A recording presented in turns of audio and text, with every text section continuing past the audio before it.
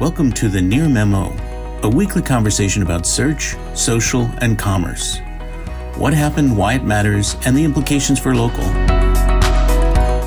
So let's segue from this local story into the discussion Another about local Facebook. failure.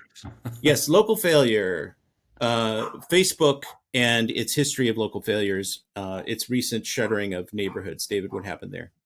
Neighborhood getting Neighborhood apocalypse.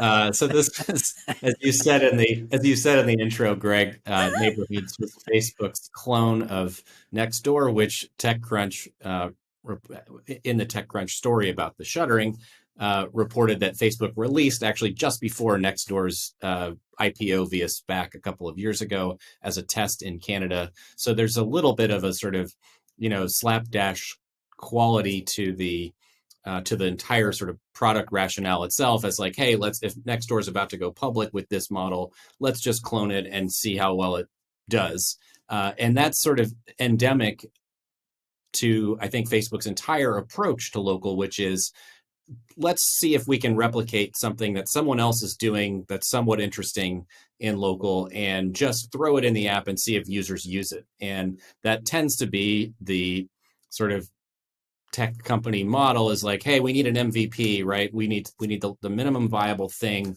that we think users will be interested in, and we'll throw it out there, and we'll see how people are using it, if they're using it, and we'll learn from that usage data.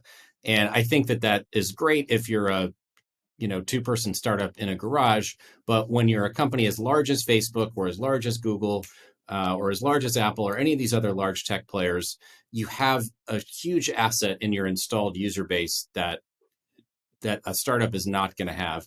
And you have this amazing opportunity to displace a huge chunk of the market. And you rightly pointed out that Facebook has sort of clawed back or clawed in some of the sort of former Craigslist market share with its marketplace product, but they haven't done anything like this with a real local strategy behind it. And we were talking in the green room before the podcast. I personally wonder if this is a result of them trying local at a whatever level of necessary investment very early on in the Facebook sort of trajectory. Let's call it 2010 or 2012.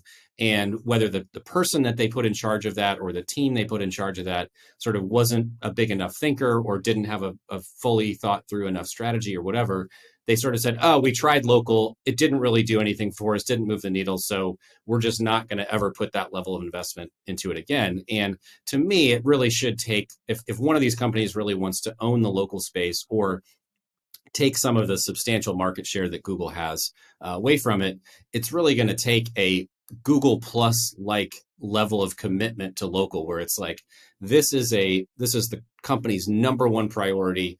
Everything in the company is going to be about local for 2 years. We're going to radically transform the way our existing apps are built around local, and we're really going to see what happens. And to me, that's the only real test of whether Facebook or any other large tech company will succeed in local, if there's an actual strategy behind it, put together by someone with experience in building a sort of local community platform, I suppose, with a huge investment from the top. So that's my feeling about this. I think we just have not seen a real effort from anyone. And we talked about this a couple episodes ago, just Instagram's complete oblivion and Facebook's complete oblivion to local search as a discipline, and just not even recognizing that they could be taking substantial market share away from via Google, via users who are already on a competitor's platform. So. And what's interesting to me, if you look historically, Facebook had a very strong small business lead against Google. Just post-app, 2012, 2013, every small business in the world was creating presence on Facebook and succeeding at it.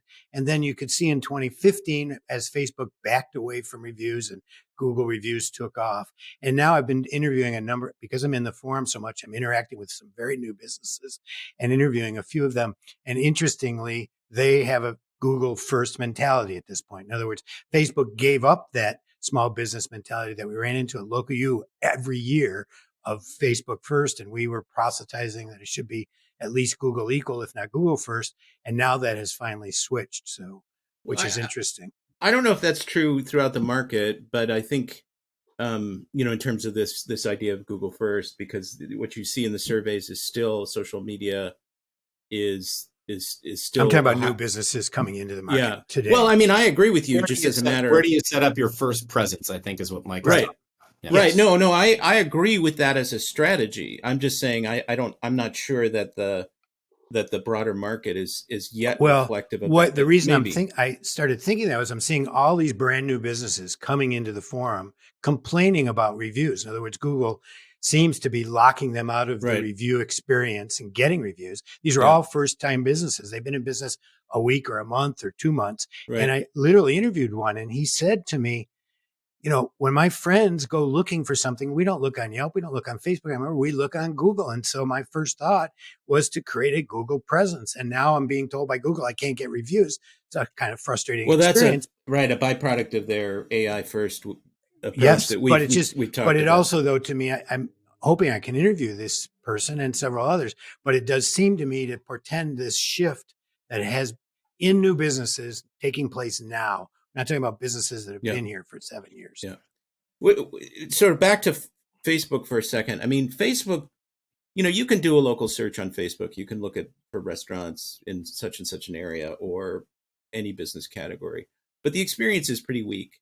And this is, they never really, it's mysterious because you could say the same thing about search. They never really developed a strong search experience, sort of putting aside local for a second. Local is a subsidiary element of that. And I think it's partly because they didn't have to, because they were generating the kind of revenue that they didn't feel like they needed to invest in these products because the revenue growth was such that they were doing it without a really strong consumer experience. As I said before we started this, I used to believe that Facebook needed a really great local product in order to get small businesses, to advertise. And that I think is turned out not to be accurate. They most of their advertisers, notwithstanding where the proportion of revenue, most of their advertisers in terms of numbers are small businesses.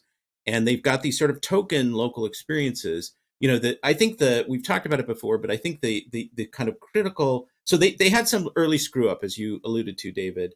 I don't remember specifically what that was. They had some early disappointment, and then they became there was a local tab at the bottom of the app for a certain amount of time, 6 months, 9 months, round about this 2010 to 2012 timeframe, and then that disappeared, and they have never really come back to that kind of thinking. So they've done a bunch of quasi local products. They did have a standalone search experience that was a local search experience for a while. They didn't really publicize it. They didn't really do much with it. That disappeared. Their events app became Facebook local. They took their events and rebranded that. They didn't really publicize that or do much to develop it beyond what it was. It was just a repackaging. So they've had a number of things, Facebook Places, that they've done, but none of them have had the kind of commitment that you really need, the sort of long-term vision and commitment that you need. It was like this sort of fail fast mentality. It's like, oh, well, we've given it a year and it's not taking off. And so, we can't justify investing resources. Although given Nextdoor's numbers, 25 million monthly users or something, maybe the decision isn't so bad.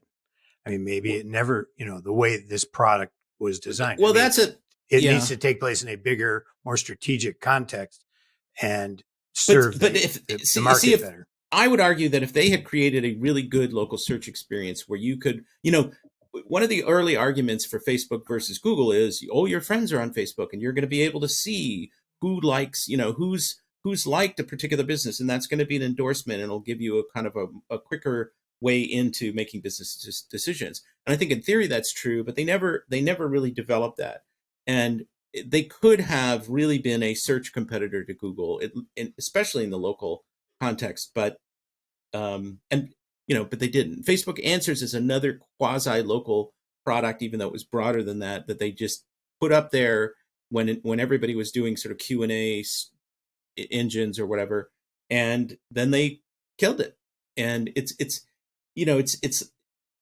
I mean, ultimately, Nextdoor doesn't look poised to succeed to me at this No, point. It because looks like, it's just another app. It's like it's another one more well, thing with the they same just problem Yelp has, right? Where it's like it's not in my sort of everyday routine to go to right. Nextdoor. Whereas I think everybody's that on Instagram on a daily basis or Facebook or whatever. Like Facebook has this installed user base where there should be drips and drabs of local, every single time you're in the app. right. So Facebook tried unsuccessfully to buy Waze. That would have been a game changer for them had they succeeded. And Google bought it to take it away from them. And Google doesn't know what to do with Waze at this point. They sort of siphoned off many of the best features, and then Waze is kind of this now semi-orphaned. It's out there. It still has a devoted user base, but nothing's really going on with it. I mean, they do some experiments here and there around advertising with it, but that's about it. But had Facebook succeeded there, that would have been a game changer for them. I do think that Nextdoor will be for sale at some point, and Facebook could acquire the property, and they could do some interesting things because they've got a built-in advertiser base, and they could monetize it more successfully. The reason that Nextdoor is not succeeding at the level that it should is because of just the product's history and some of the decisions that have been made, I guess, about, I would say, UX design is a factor. But so I think there's another bite at the apple in the form of Nextdoor and a potential Nextdoor acquisition at some point down the line. But I don't think we're going to ever see Facebook do anything really interesting from a consumer standpoint in local at this point. They've shown repeatedly that they're just not going to make that kind of commitment. Yeah, and it's just fascinating that their stock price is cratered. They're putting all their Google Plus bet is this fake world of the metaverse, and yet they have this huge opportunity that they've been sitting on for 15 years, and they're not attacking that first. I mean, if I were a Facebook shareholder or on the Facebook board, I'd be like, "What the hell are you doing?" Well, there is a kind of local metaverse opportunity that could be interesting if they were to pursue that, but I don't think that they will. Google or maybe But even is that Apple their lowest hanging fruit, and is that even or is that their most likely path of success? I would argue. No. I mean, I think their metaverse bet is highly speculative. I mean, it's and there are a lot of people saying it's just DOA, but I think there's something interesting within that. Sort of the combination. And I don't want to digress because we're at time, but Google and Apple with their mapping platforms, maybe Microsoft have kind of an interesting opportunity to combine, the digital twin kind of thing. They've got a digital representation of the real world. What can you layer on top of that? I mean, Bing started to go down that path. Microsoft started to go down that path, and then they abandoned it. So we may see a revisitation of that. So is this the end of Near Memo-geddon? There is no Near Memo-geddon. Oh, we will be back next week. Yes, we will be back next week. Thanks for joining us.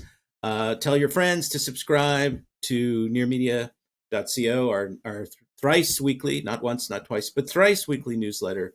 And as always, thanks for listening. Thanks for joining David, Mike, and Greg. To stay on top of the latest developments in local, subscribe to our newsletter at nearmedia.co. We'll see you next week.